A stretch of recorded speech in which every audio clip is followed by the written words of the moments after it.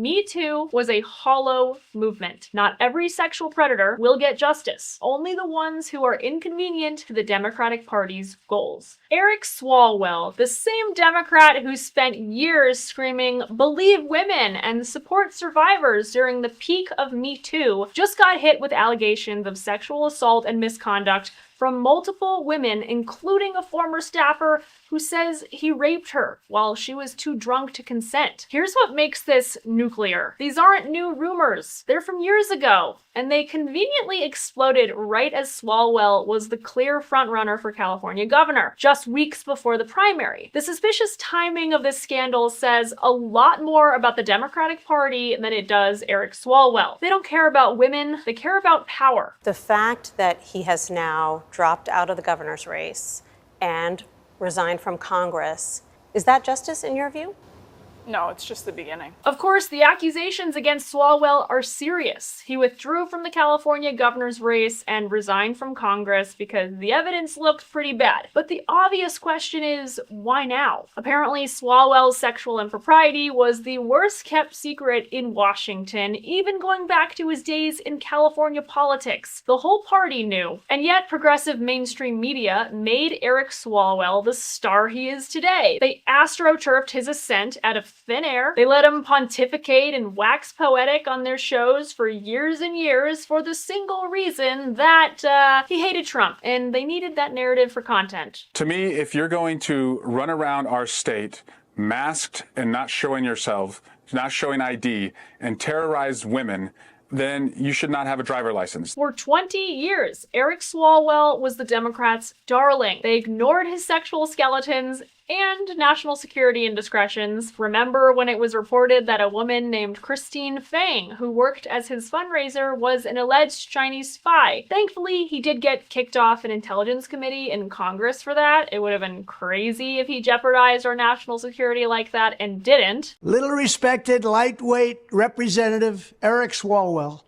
was just kicked off the Intelligence Committee for reasons of integrity and lack of intelligence, and for having the poor judgment of dating and falling desperately in love with a Chinese spy, Fang Fang. But the media barely covered that story too, and they moved on. Because Swalwell played the Trump antagonist they needed him to play really well. This was literally 10 days ago on cable news, where Swalwell is speaking as a moral authority. It's all going to come out. And so we can do it now and do it in a bipartisan way, or we can do it in about 9 months when we are in the majority. And it's not just all that's going to come out on Epstein. It's all going to come out on how they've weaponized the Department of Justice against the president's political opponents. But then the Democrats did a 180 and dropped Swalwell like a hat because he was becoming a political liability. Everything changed when Swalwell ran for California governor. Gavin Newsom's term was almost up, and by state law, California is having what's called a jungle primary. As NPR says, it is a free-for-all. Voters can pick any candidate regardless of party, and the top 2 vote-getters will advance to the general election. Great opportunity for Republicans to get into power again in the Golden State. Before Swalwell dropped out, there were 8 Democratic candidates and 2 Republican candidates. That's a crowded field for Democrats, with the polling split across all these different people. Swalwell was the frontrunner in that polling, but the nightmare scenario for Democrats would be if Swalwell was on the general ballot against one of the Republican candidates, because they were sitting on this opposition research. This was ammunition, just ready to be used at the right moment. If Republicans unearthed it at the final stretch of the race, Swalwell would be tanked,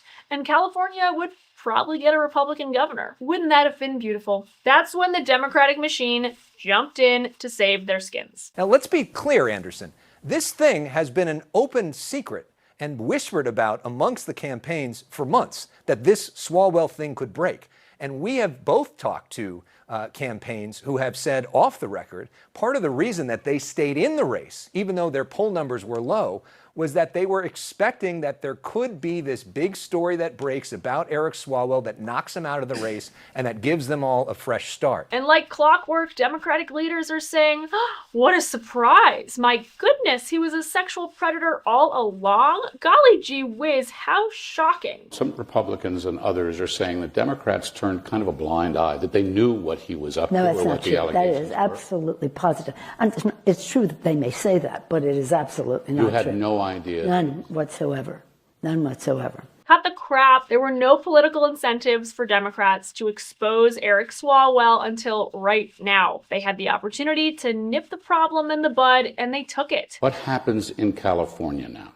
He was in many of the polls, the leading candidate. Yes, he was. That's gone. There's an army of candidates out there. And California has this quirky law, because it's ranked primaries, right? Where you could end up with 2 Republicans on the ballot. Well, it is. How does that? I agree that it is a quirky law. I do not agree that there'll be 2 Republicans at the top. So now that Swalwell is out of the way, the math looks a bit better for Democrats in this jungle primary in California, doesn't it? Funny how that works. To be sure, the Republican majority in Congress looks a bit better now too, now that Swalwell is no longer there. We'll have to see. But this is the power of the Democratic apparatus. It is organized, it is cohesive, and it will dispose of people instantly if they're no longer useful. And frankly, we knew that. But what is extra crystal clear now is that Me Too was a hollow movement. Not every sexual predator will get justice. Only the ones who are inconvenient to the Democratic Party's goals. If they already didn't like you and thought you were going to be an issue, the sexual assault allegations are the perfect excuse they're going to use to get you to resign and be driven from political life. It's not about ethics for the Democrats, it's about ambition. But Swalwell probably never thought he'd be Me Too'd and dumped by his very own party. My Republican colleagues do not trust women. You don't trust women. Do you all ever talk to women? They deserve better. Trust women, my friends. Trust women. They will get it right. Recall that Swalwell was pretty brutal to Justice Kavanaugh amid his Supreme Court confirmation hearing in 2018 when there was a whole circus over one woman's unsubstantiated memory of Kavanaugh committing sexual misconduct. Swalwell insisted then that we must believe survivors. What are the chances that 3 or 4 women independently who never met each other would have similar experiences with one person? So either, Ari, this person committed these horrific acts, or he is the single unluckiest person in the world for these people to conspire and make up lies against him. But it's a very hard case to make, the more allegations that come in. As Michael Scott said, how the turntables.